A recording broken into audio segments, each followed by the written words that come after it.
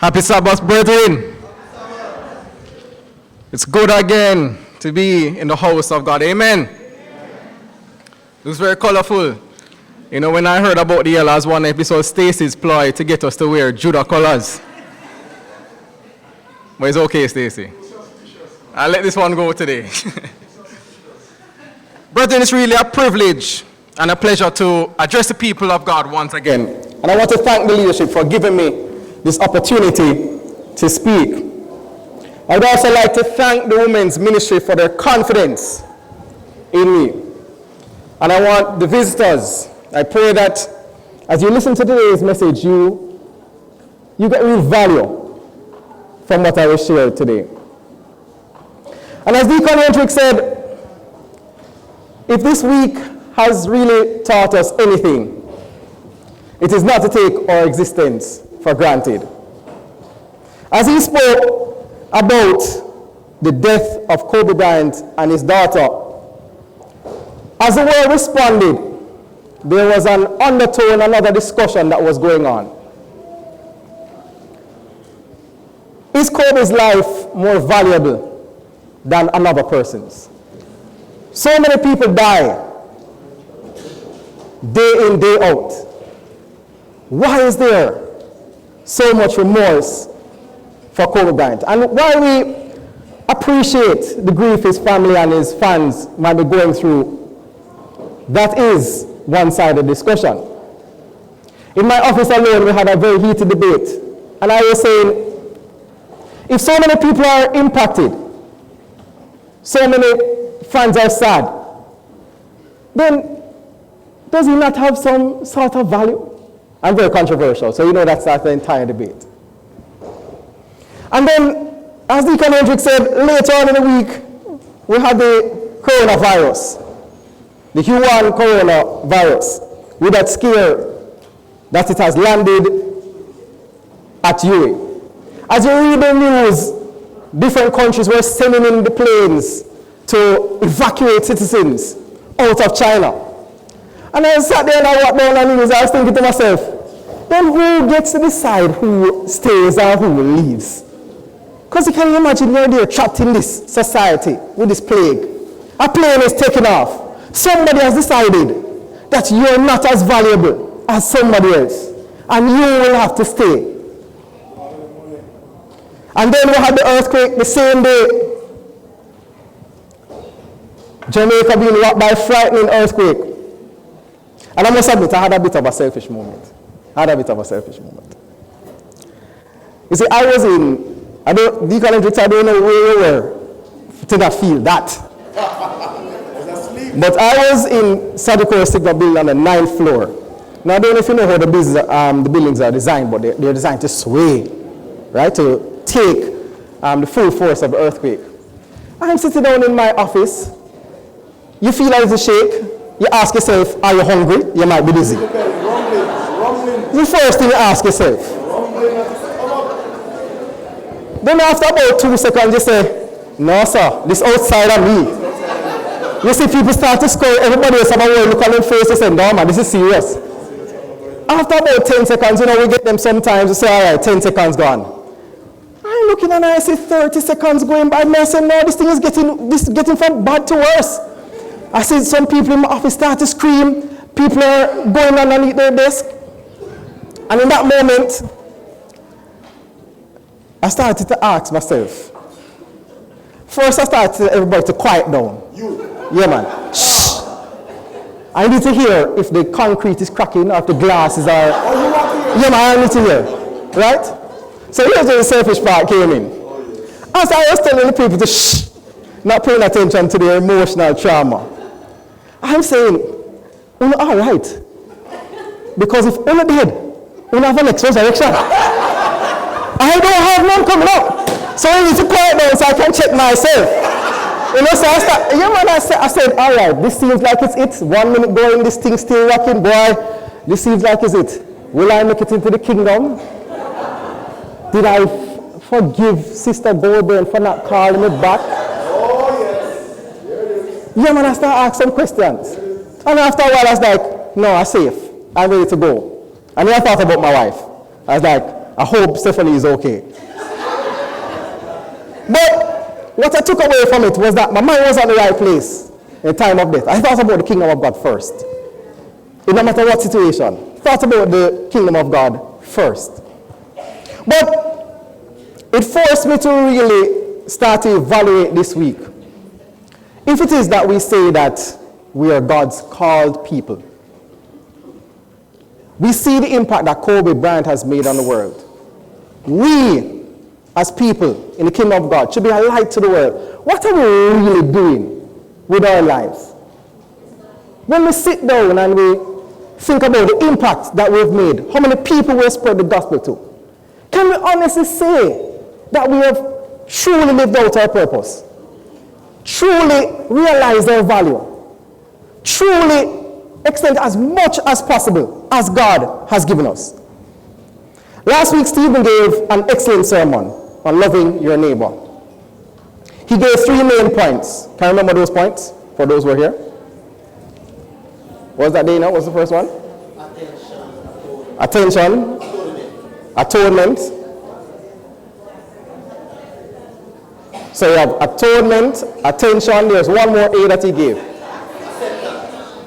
Appreciation. Appreciation. Well, we're kind of listening. That is good. But today I wanted to have a deeper discussion about that point, appreciation, that he made. You have to value yourself before you can show appreciation to others. Now, the Merriam-Webster dictionary defines value as the relative worth, utility, or importance. Now, there's a reason that I like this definition. Relative worth. I want you to circle the word. If you're making notes, circle the word relative. Relative worth, utility, or importance. Because as we discuss this topic of going through godly value, we have to ask the question, relative to what? Relative to what? Value defined relative to what? Now, I appreciate the relativity of how people value things. I'll give you a story. A couple of years ago, when Olint and Cash Plus were at their prime, I don't know if many people remember that particular situation. But as people signed up for Cash Plus or Olint, they were getting an extra income, allegedly, in their salary every month. People started to say, I'm making some more money, I'm going to buy a car, I'm going to buy a house. Really and truly, they didn't have that much more money, It was a Ponzi scheme. But there was an interesting situation in the real estate market that I will never forget. My best friend was looking for a house to buy. He went to some places. At that time, the real estate price just started to go up. And there's a particular house on the market for $42 million. He said he couldn't afford it. He was just looking. $42 million. The value of the house was $42 million. Now, as young professionals growing up, we thought to ourselves, no, this is crazy because clearly we can't live nowhere in life. If houses are, $42 million and up, this is crazy. So, Olint and Cash Plus crashed. 6 months later, went back to the same house. The value was down to $36 million. Slight decrease. $8 million worth of value. Vanished. And I was in my room thinking, I was just like, so, who would even determine that it was $6 million more in the first place? I will not, me and them clearly have a different sense of value. I will not put it there. But this was society's value that was being placed there. Supply and demand. The more demand there is, the less supply, things go up. This is what the value of society placed on it. Vanished just because of a crash of external circumstances. Value in our society is usually defined by other persons or external forces. And the question is, should it be that way? As people of God, trying to understand our value. Psychology Today published an article, 2017, How do you measure your self-worth? Now, what I found interesting about this article is that I thought I was going to get an answer. I was like, yes, here it is. There's going to be a systematic way. A bunch of experts are going to give you step by step. How do you determine your value, how your worth? Started to read the article. The first thing it said was, here are 5 things that you should not use to determine your value of worth. I was like, that's interesting. What was frightening about the article is that they said that there are 5 common ways that people judge and assess value. Auntie Margaret spoke about some of it. Number 1 on the list was your appearance. It says some people measure their self-worth by the numbers on a scale. Others determine the value by how much attention they can attract with their appearance. The media sends a message that you're only as good as you look. And many marketing strategies target people's insecurities over everything from weight gain to aging. They say that it's not good. And it's not that good looks don't have an advantage. They certainly do. But beauty fades. A beautiful body or a handsome face won't last forever. Hair loss, wrinkles, middle age spread. That's interesting. The second one was your net worth. You are likely to know at least one person whose self-worth is measured by their income or material possessions. 5 common unhealthy ways. Your net worth. People who measure their self-worth by their net worth may never feel valuable enough. It's not just wealthy people who define themselves by the size of their bank accounts. Many people live beyond their means in an attempt to feel good or to keep up with the Joneses. But going deeper into debt to create a facade of wealth backfires in the end, because while goods and services have monetary value, they don't reflect your value as a human being. Number 3 is who you know. There are several ways people depend on others to give them value. While one person may only feel good about themselves when they're in a relationship, some other people feel as though name-dropping, well-known people will gain them the admiration from others that they need to feel good. Some people only feel good when they can surround themselves with important people. A lengthy list of personal contacts and a busy social calendar help them feel more valuable and important. But they note, depending on other people to make you feel good is chasing a moving target. Because the truth is that you can't control what other people think of you. And you certainly can't please everyone all the time. You will never be able to receive enough praise and positive reinforcement to genuinely feel good about yourself. Number 4 is what you do. They say that a career helps people feel worthwhile. When you ask them, who are you? They start by introducing, well, I am a doctor, I am a lawyer, I am this, and I am so and so. Their career is what defines their importance or their value.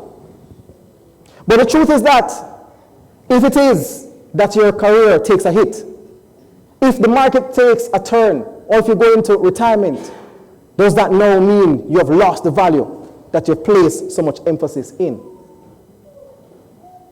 5th and final on the list, unhealthy things that people use to value themselves. What you achieve. Sometimes people want to be known solely for their achievement.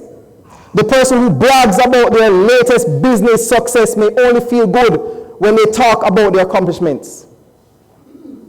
An individual who just can't stop beating himself or herself for making a mistake might struggle to move forward because they didn't achieve what they needed to feel good. While it's normal to feel proud of your accomplishments, basing your entire self-worth on your achievement is like building a house on unsteady foundation. You need to experience constant success to feel good about yourself. And that means you likely avoid doing things where you could possibly fail. This means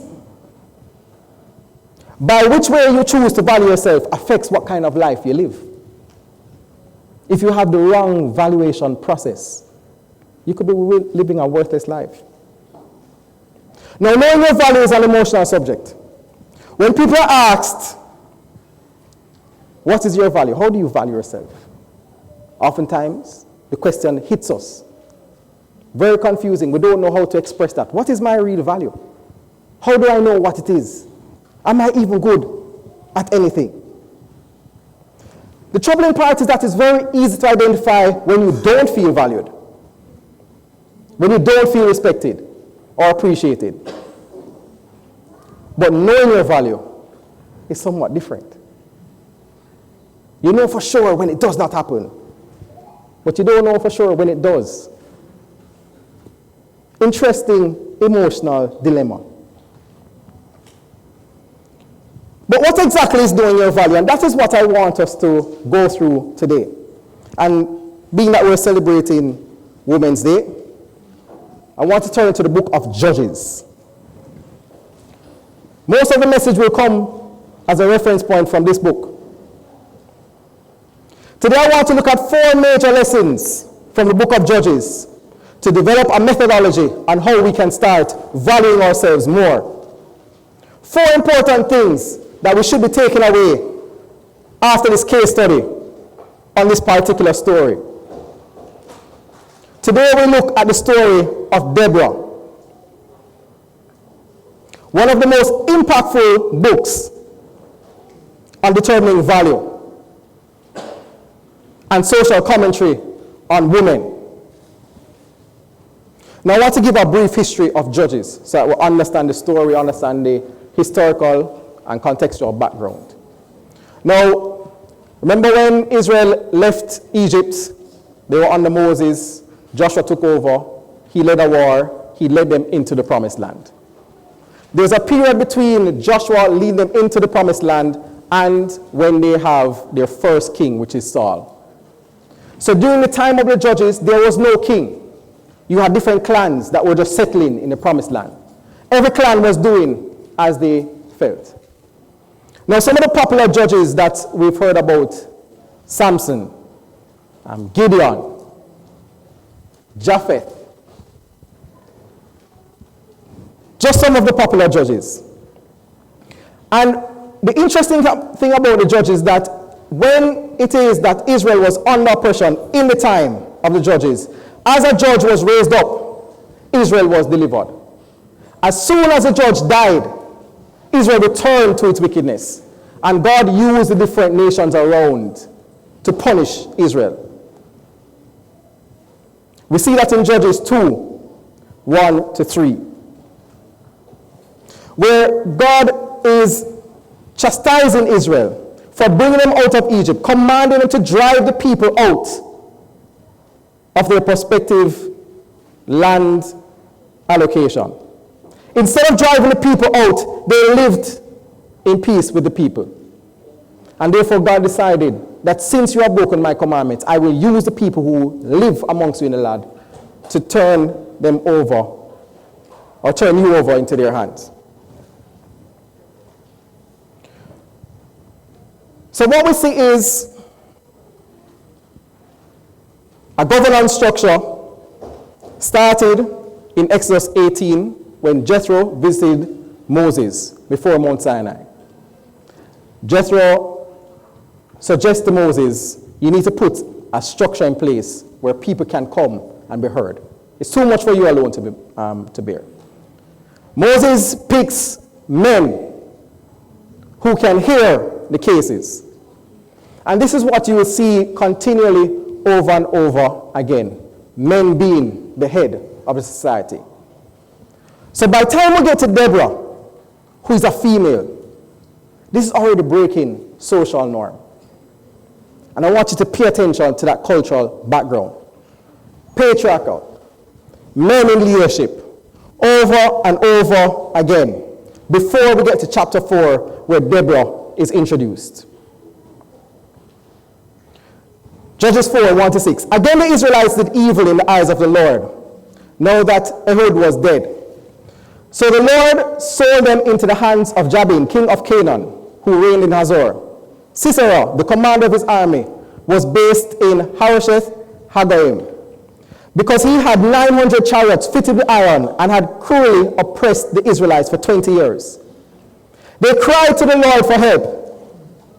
Verse 4. Now Deborah prophet, the wife of Lapidoth, was leading Israel at the time. She held court under the palm of Deborah between Ramah and Bethel in the hill country of Ephraim. And the Israelites went up to her to have their disputes decided. Verse 6. She sent for Barak, son of Abinoam, from Kadesh in Naphtali, and said to him, the Lord, the God of Israel, commands you, go take you 10,000 men of Naphtali and Zebulun and lead them up to Mount Tabor. Now I want you to picture what is happening. Israel are under oppression. They are used to a system of male leadership, male judgment. Before we get to Deborah, this is the social norm. I want you to put your minds in Deborah's raising as a child, when she was growing up as a child, growing up as a teenager. What was the social norm that she was seeing around her? Were there other women judges? Were there other women in leadership? Where would she be learning these things from? I want you to put your minds there. There's also something happening for the first time where judges is concerned. It is the first time that you're seeing that the people are getting fair assessment for their cases. Previously, you had Othniel. Military might is what allowed the judges to overcome. Right? You have Ehud. Military might. This is the first time that you see Israel having somebody with military might and also somebody who is able to hear cases and to give compassionate judgment to the people. The first time. And this is the first lesson that I want to extract from the case of Deborah. We must accept we all have value by default. And I'll qualify that in a moment. We must accept that we all have value by default. Jonah touched on this a little bit earlier. When you were born, you did not choose, well, did you choose to be male or female? I would say yes. You say you chose? No, that was divinely inspired. Oh, yeah, divinely inspired. When we were born, we did not have a choice whether male or female. But there's something interesting that happened when we were born. You see, right now in Deborah's story, she has certain skill sets about her that allows her to carry out this judgment. She is called or summoned Barak for a military encounter. And I put it to you that in the Garden of Eden, we started to understand that there is value by default when you are born. Genesis 2:15-20. You can note it, you don't have to turn there. It says, the Lord looked to the man and put him in the Garden of Eden to work it and take care of it. And the Lord God commanded the man, you are free to eat from any tree in the garden, but you must not eat from the tree of knowledge of good and evil. For when you eat from it, you will certainly die. The Lord God said, it is not good for the man to be alone. I'll make a helper suitable for him. Now the Lord God had formed out of the ground all the wild animals and all the birds in the sky. He brought them to man to see what he would name them. And whatever the man had called the living creature, that was its name. So the man gave names to all the livestock, the birds in the sky, and all the wild animals. But for Adam, no suitable helper was found. No suitable helper was found. So you had man being created perfectly. But yet there was no suitable made for him to be paired with. God said it was not good for man to be alone. He created Eve, brought her to Adam. They were married. Now in the fall of man, there's something that is revealed that starts to show us the default value that we have. In Genesis 3:16, this was a curse to the woman. It says, to the woman, he said, because of what you have done, I will make your pains in childbearing very severe. With painful labor, you will give birth to children. For men, Genesis 3:17-19, the curse of man. To Adam, he said, because you will listen to your wife and ate from the tree about which I command you, you must not eat from it. Cursed is the ground because of you. Through painful toil, you will eat food from it all the days of your life.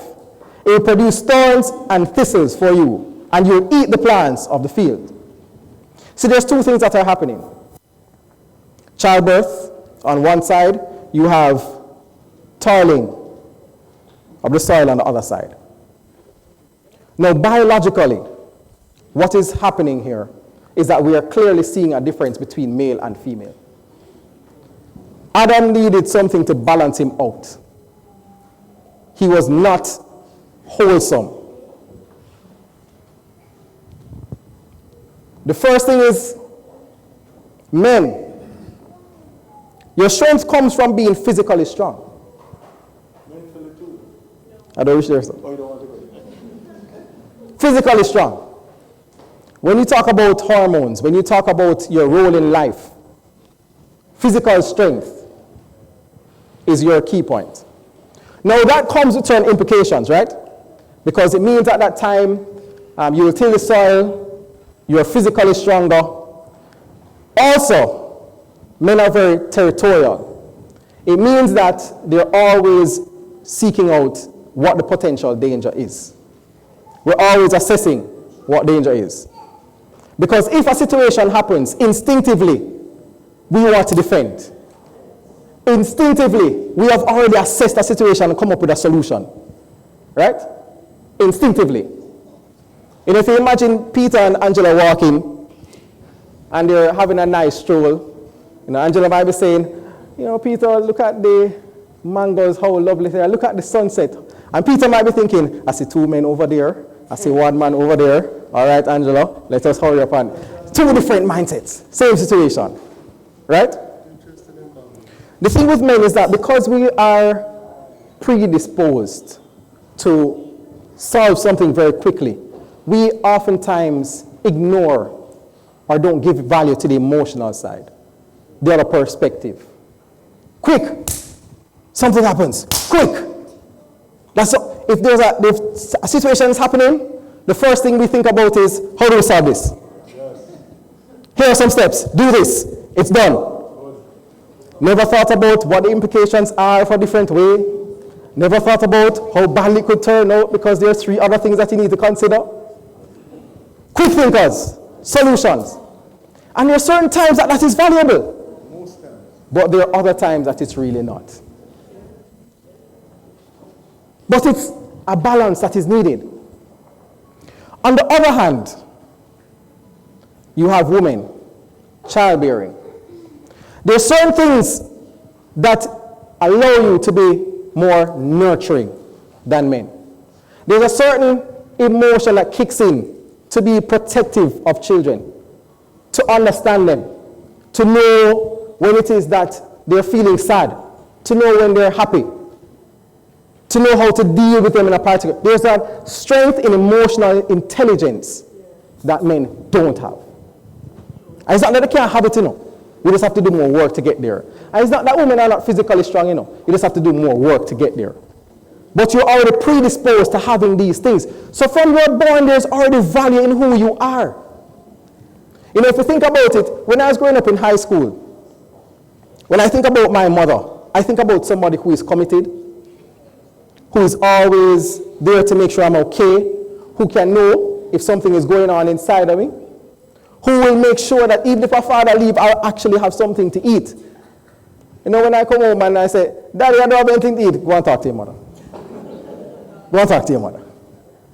That is how we are growing up. In high school, the quickest way to start a fight, is for somebody to tell you about your mother, If they tell you about your father, you're like,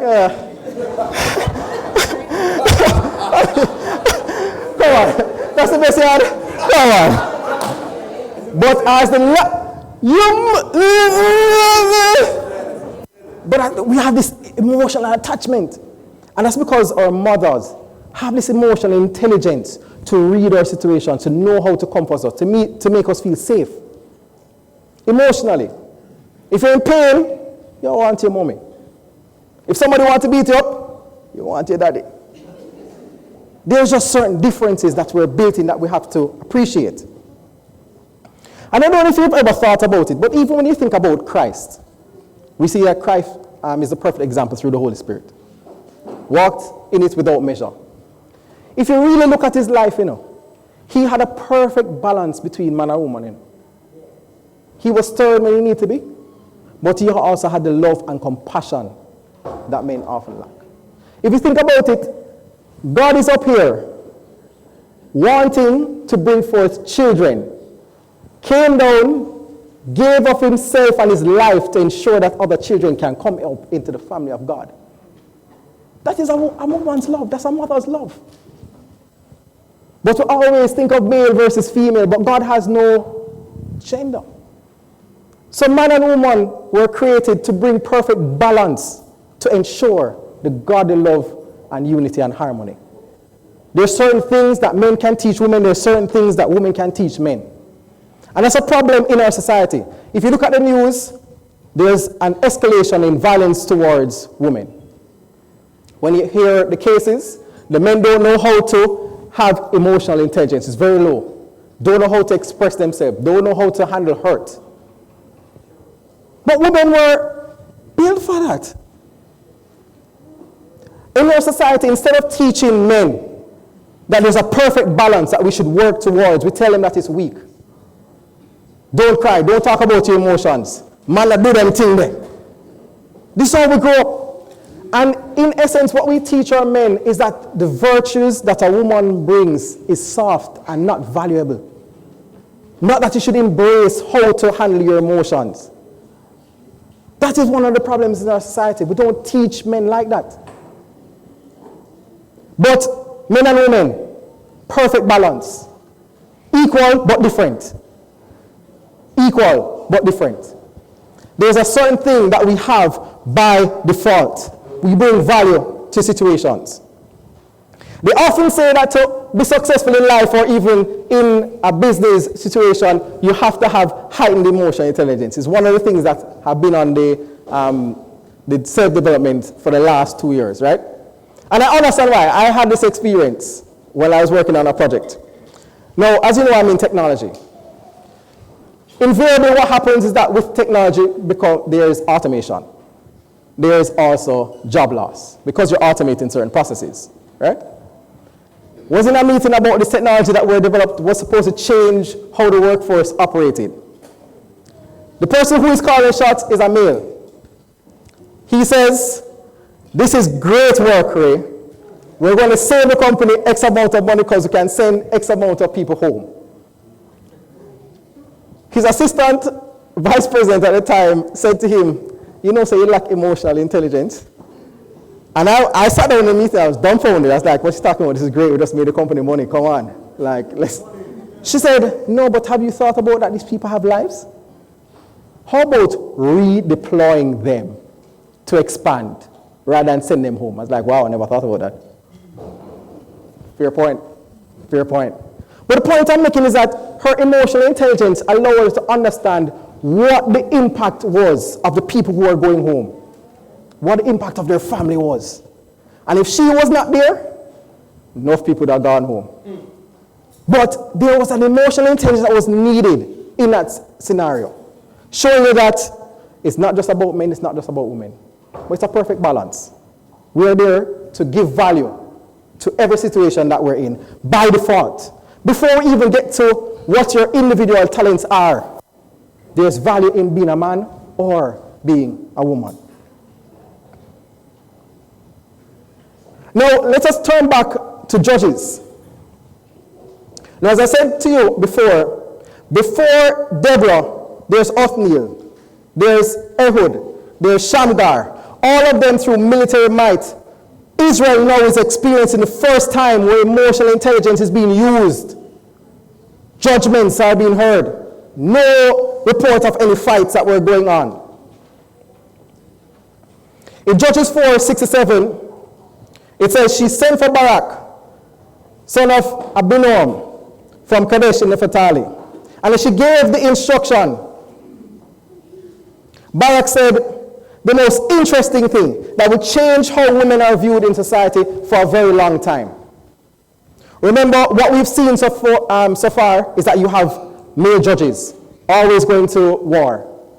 Their strength is physical strength. That's how they know how to resolve conflicts. She says to Barak, take some men and go to Mount Tabor. The Lord has delivered Sisera into your hands. Sisera is the opposing general. Assurance, assurance.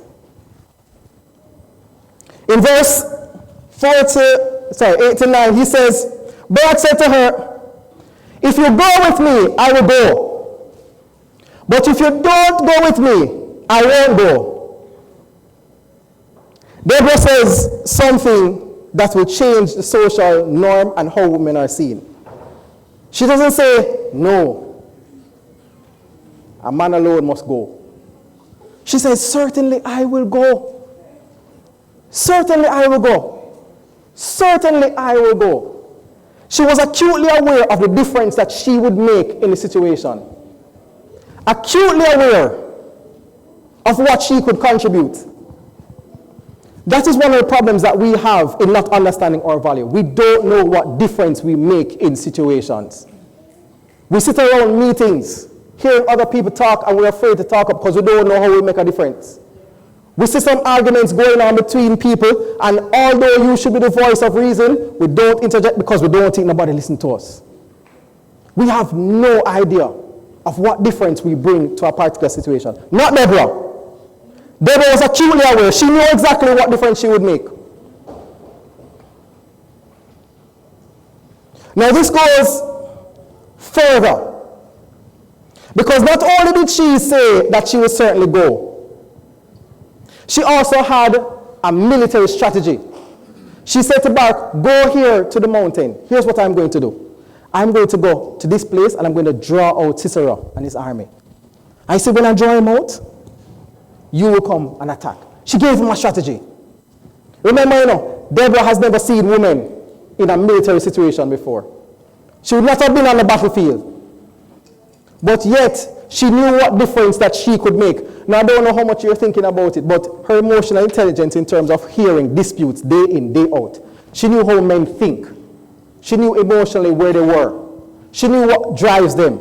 She could see the ego in the cases as she was there under the palm tree, hearing over and over again.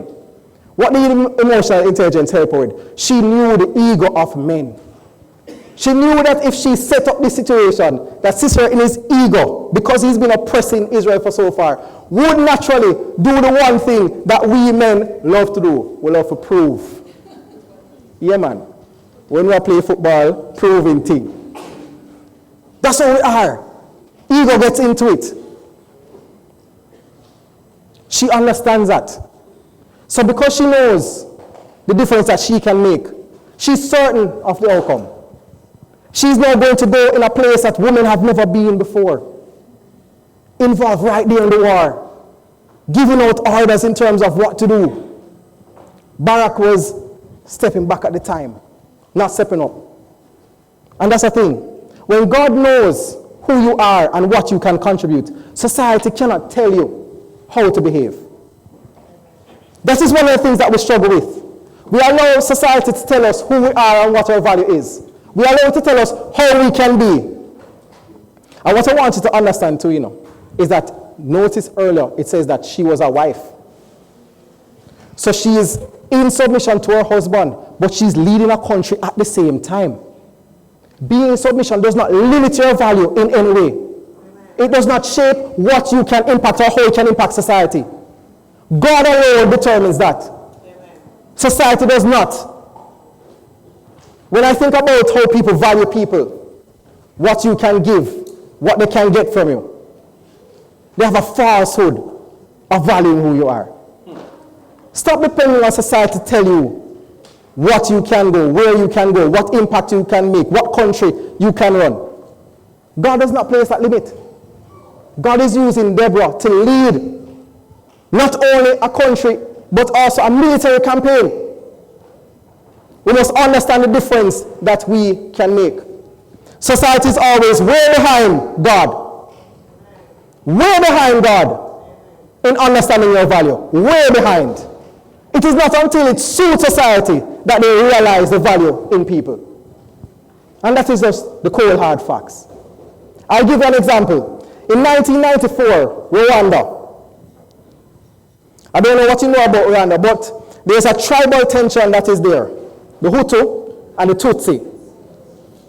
Two rebels. In 1994, the president was in a plane crash. And because the president was a Hutu, it led to a genocide happening, where the Hutu went on a killing spree, killing millions of Tutsi, wiped the country out. This is 1994.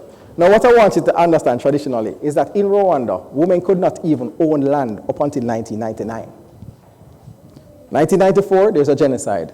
Not until 1999, women could even own a piece of land. They were not valued. They were not a part of government. They were restricted by society, telling them what they could and could not do. Just like Deborah in her time, people might be looking at her saying, where is this woman going in the military campaign? Who is she? It has also happened to King David when he went with a little stone and said he's going to take on the Philistine army. Everybody said, who are you? Who are you? And he took up the one little stone one time. And he delivered the entire country. God knows the value of you, what difference you can make before society makes it. And we need to start valuing ourselves in that light. In Rwanda, after the genocide happened, here are some interesting facts. It says, out of tribal necessity and pragmatism, women, up to 80% of Rwanda's surviving population, women, 80%, women. Rwanda has moved from a nation that treated women like property, whose chief function was to have children, to one that constitutionally now mandates that at least 30% of their government is occupied by women. Rwanda now consistently has the largest representation of women in government than every other nation. Equal but different. Where were the men killed? Where were the men fugitives? Where were the men in prison? Our entire society was left void of men. And it's not until a tragedy that they realized that women had far superior value that they were giving them credit for. Women had to step up, take on government positions, take on judgeships, just like Deborah did. But if that tragic situation had not happened in society, they would not have valued women the way they ought to. God knows your value of what difference you can make before society makes it. And we need to stop letting society dictate that to us. Equal but different. When you understand what difference you can make, you must think of yourself as a peer. You're on the same level as everybody else. Equal but different. Equal but different. When you sit at a table, stop seeing people as having some value over you that you don't contribute. You're there for a reason. You're there to offer something for a reason. If you were not supposed to be at the table, why bother be there in the first place? Why bother be there in the first place? I know it's funny, this is how I felt even in my own business practice. When I was developing software coming up, I remember doing something that Microsoft could not do for Jamaica. And I remember a lot of people were upset about it, from other Caribbean countries. I won't name the countries because I don't want to start in a regional war. But other countries were saying, Jamaicans can't do anything, we shouldn't take this on, right? Now in my mind, I'm saying, as any Jamaican would, I say, yo, who you will be? You can't tell me nothing. Can't do it. Built it. I know what's interesting. They did something that, to this day, I'm still amazed. They sent a contract over. They said, this young guy that you have, this little man here, Ray Williams, we want to offer him a job. We want to give him $2 million. He seems to be a bright young man. I was sitting down in my chair when I saw it. I was like, what? Just that? 2 million? That's really what I'm thinking worth? Just 2 million? No, imagine, no, hold on. No. Think about it, I'm at UTech at the time, I'm earning more money than the $2 million part-time, And all they saw in me was just a little $2 million. Although I developed software that most international companies couldn't do. $2 million. And I remember and that time I started to go to the Church of God now, So, say, I don't have my privilege high already, I'm just like, call people. We don't succumb to these things. I was there. And I remember saying to the lady, sorry, I respectfully declined. That's okay, thank you very much. And I said, you sure? I was like, yes, I think I'm valued way more than that. I think you are disrespectful. 2 years later, they pay me almost 10 times that. But that's because I didn't allow them to value me. You can't determine my value. God determines my value. And if God has gifted me with a talent to do something, it's only God alone can open and close the door for me. You can't close it for me. You must understand the difference that you can make. Don't let society decide that for you. We're going back to Deborah. Now, the interesting thing is that when Barak said to her, certainly I will go, Deborah says she realized what difference that she can make as a woman. She says to him, listen, I want you to understand something. God would have delivered the army into your hands, but it's because of the way that you take, this honor will not be yours. This honor will belong to a woman. Can you imagine what that sends in a society dominated by males? Because of the way that you, man, have taken, glory and victory will belong to a woman. To a woman. Now, Barak, why I like to compare the two is because there are certain times in our life that we don't look at the situation that we're in and try to see the value in it. We have a Barak mentality, not Obama. I apologize, Obama, I'm not talking about you. We have a Barak mentality. Same thing.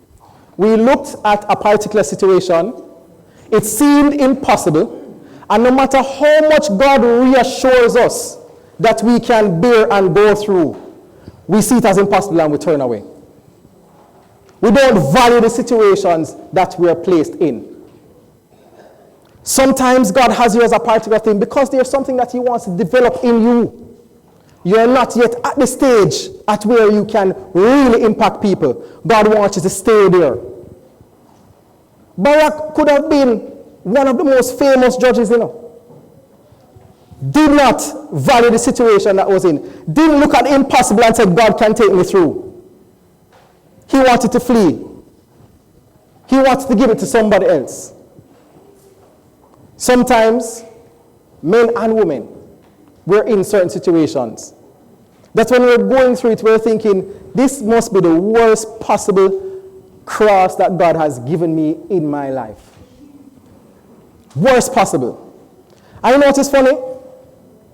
We try and come out of those situations. We don't have the patience. That's what we're blessed with. We try to come out very quickly.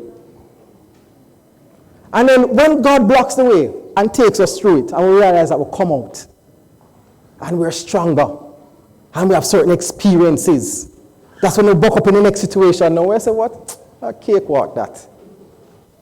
Did not appreciate the value. That's the third lesson that we must learn. God puts us in situations so that He can be glorified. As people of God, you should not be afraid of the situations that are facing you. Don't have fear.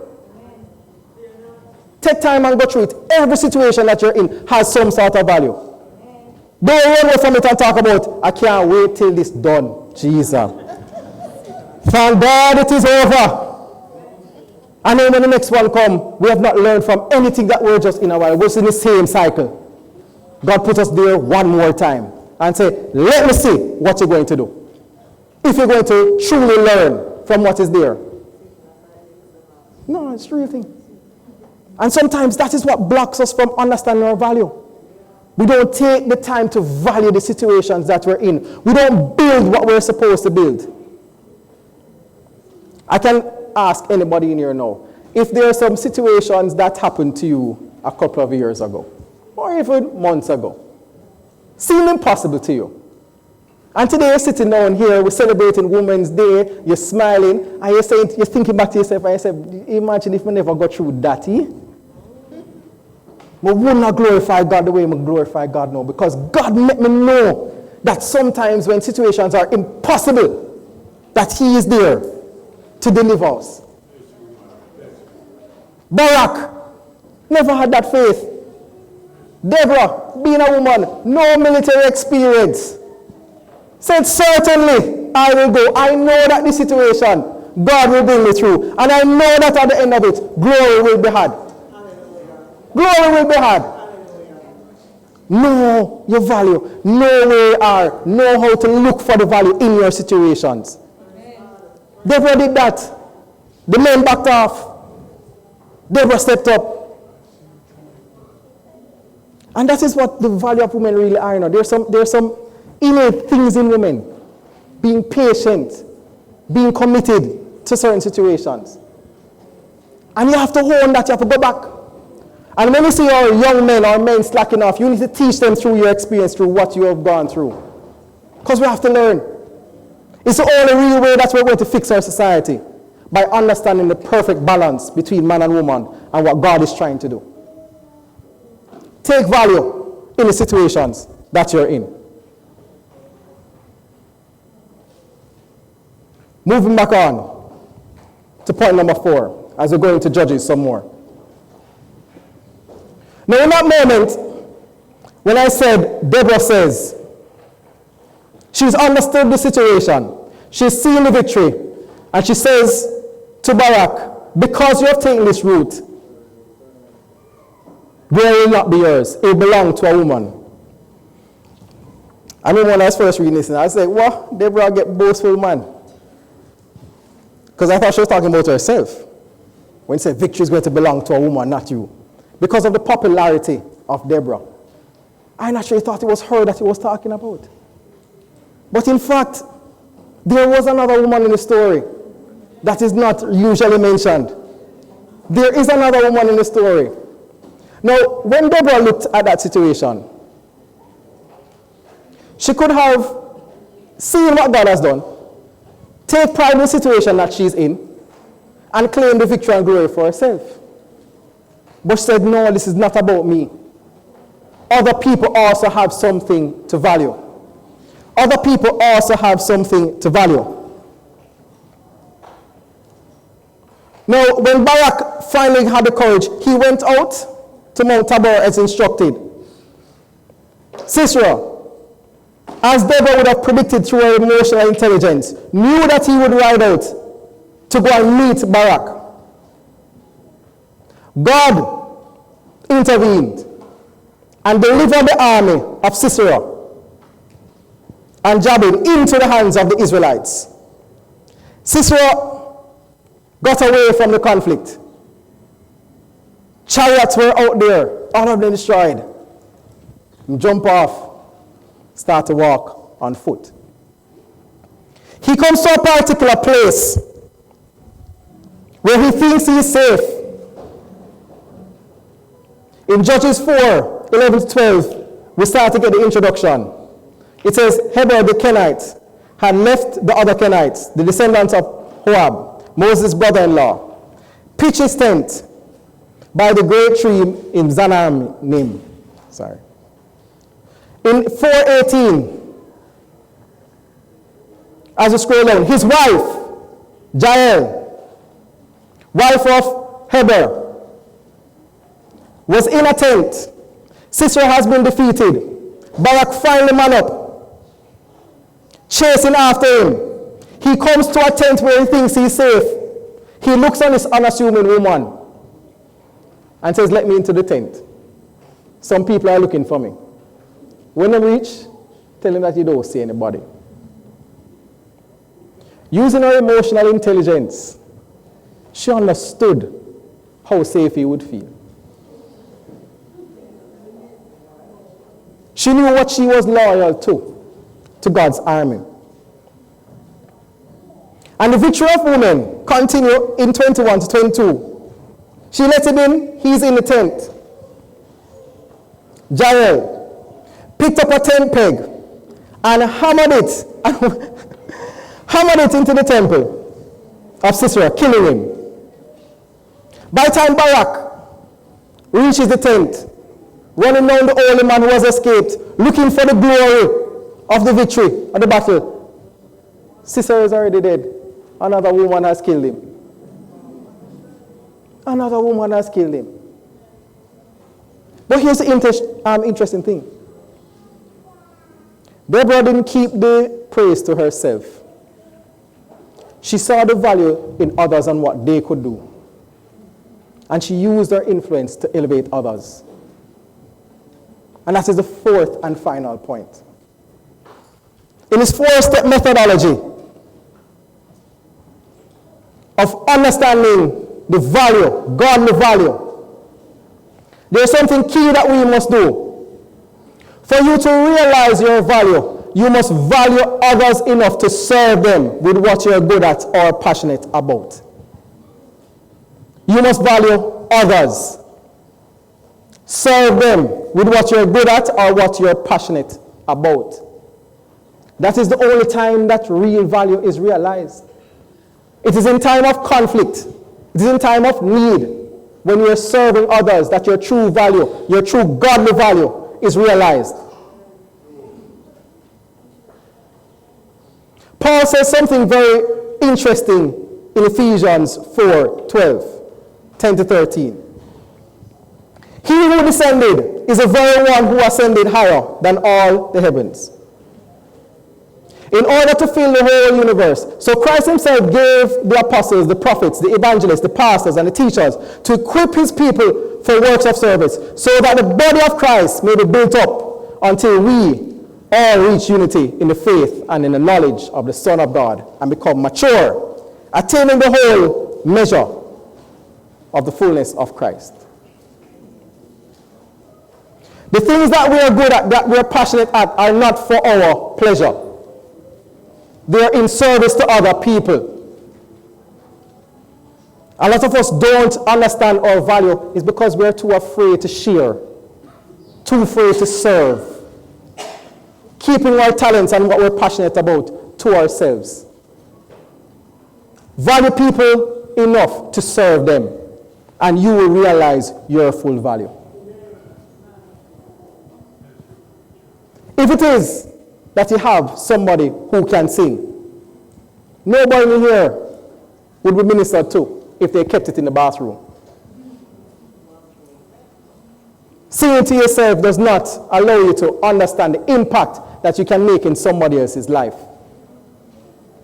Your talents are given to you. What you're passionate about should be used in service to others, because God is the one that gave it to you. And in recognition that God gave it to you, your value is realized when you use it to help others and to glorify his name. Amen. Amen.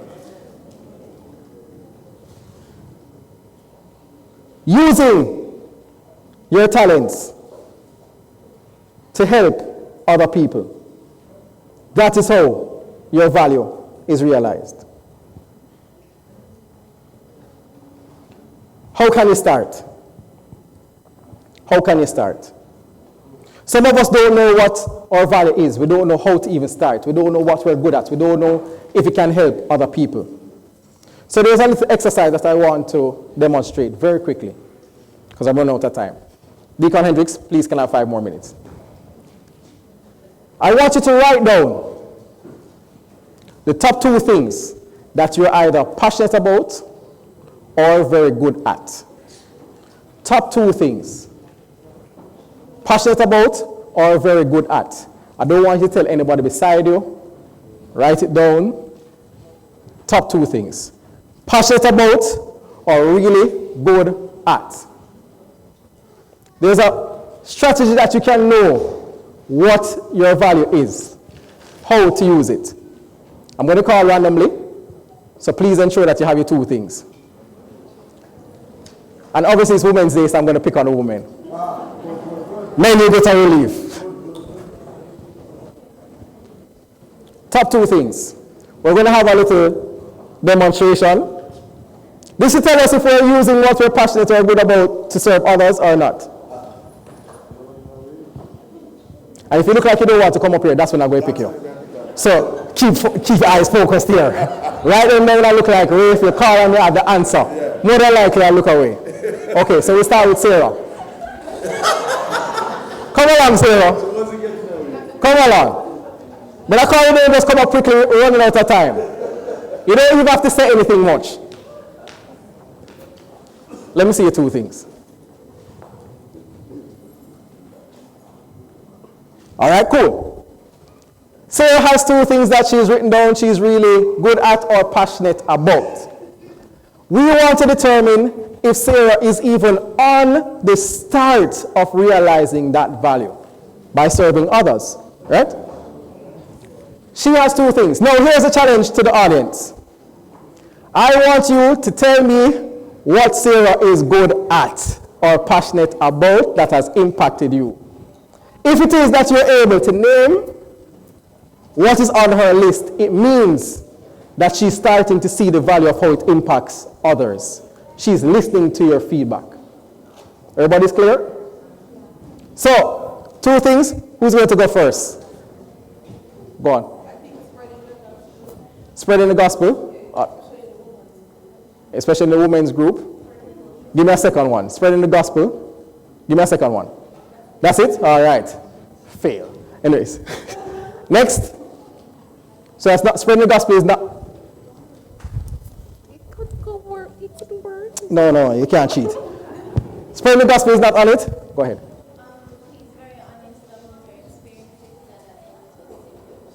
Very honest about her experiences, and that helps you, so it encourages you. Don't give it the answer words. Sarah, go on, let's sit down. Go on. We're going to pick somebody else. So that was one of it. She has an encouraging and honest spirit, and it helps others. She wrote that down. That means that she's starting to see the value by serving others. Right? So, round of applause for that. Yeah, Clark, you had, that's interesting. Mishka? Yeah, man, I knew it. Come along, Mishka. Come along. Quickly. Top two things.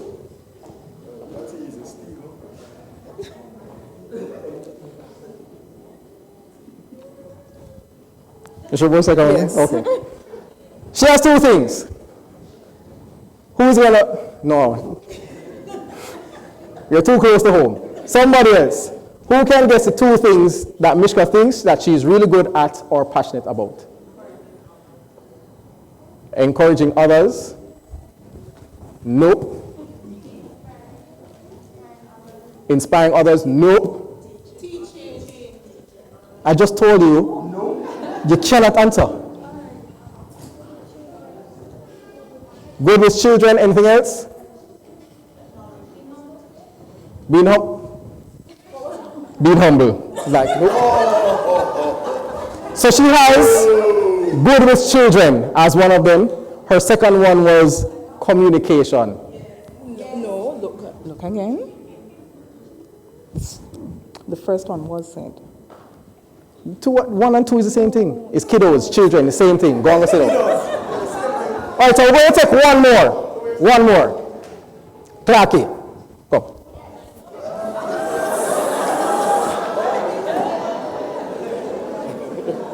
Two things that Clarky is passionate about or good at. We're going to see if his value is realized in the audience. What are your two things?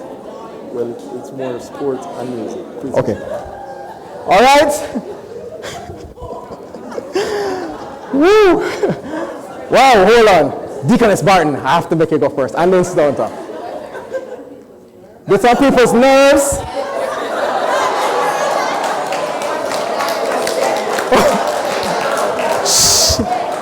That is not on his list. So that means he's not doing a good job at realizing his value. Sister, helping others, that's not on his list. Not on his list. You don't want to know your answer, gone. Go ahead then. Giving charity, that's not on his list. Making people laugh, passionate about the gospel, dedication, not on his list. Talkative, not on his list. Hold on. Shh. When you say research, what do you mean? Clarify. Like reading, not on his list. Compassionate, not on his list. Contentious, not on his list. Mathematician, kind of on his list. Okay, so we're going to stop there. Now, what this says to me is that either Clarky does not value himself, or you guys just don't know what a good people look like. I mean, so his Music and sports. so his things were music, sports, and quiz. Knowledge. So mathematician was actually the closest, right? But you guys should encourage Clarky that the things that you see, you should leave out the contentious part. But my final point before I go, final point, that is something else that we also need to handle. Sometimes we don't use our gifts or talents in the right ways. Shh. Don't use our gifts or talents in the right ways. There's some of us who have some gifts, but we use it for our own personal gain and not to help others. For example, there are some of us here who have a gift of encouragement and influence. And other times we should be using it to serve other people to build them up. But when we get into a situation of conflict, we have some insecurities, we have some hurt, and instead of encouraging persons, we use it to tear down other people. We say some things about other people in the emotional moment, not using our gift in the right way. I've seen that in the Church of God. I've seen it. It's something that we genuinely need to address. I've seen persons who I know are normally encouraging come to me and say, you know, sir, I hear say this and this about this person. You know, say stay apart from them, don't talk to them. And at first it shocked me because I was saying, for you to be somebody who is normally encouraging, you've never spoken to the person about this before, but yet you're telling me something bad about the person. Now, because of who the person was, I said, okay, maybe there's a little bit of truth to this. So I went and I asked. When I heard, completely false. Completely false. And it's that I went to the person who knew completely and utterly false.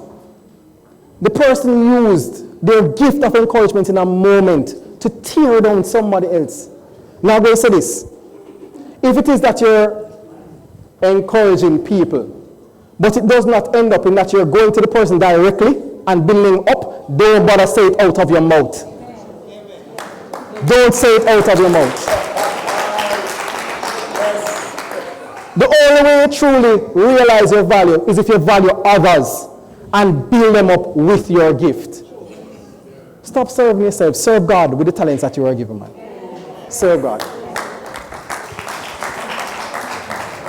But as I close, a 4-step process. Jesus gave us a template. He healed. He encouraged. He loved. Never yet thought about himself. Always giving. Always serving. He knew the strengths of both men and women. Didn't shy away from either side. Accept that we have some value by default, whether you're a man or a woman. Value the unique difference that you can make in a situation and know what you bring to the table. Value the situations that you're in. Value yourselves by valuing others and serving them with your talent. Brethren, if we start on this path to truly realize the value in this life, I have no doubt that when all is said and done, that our real value in the kingdom of God will be realized. Thank you.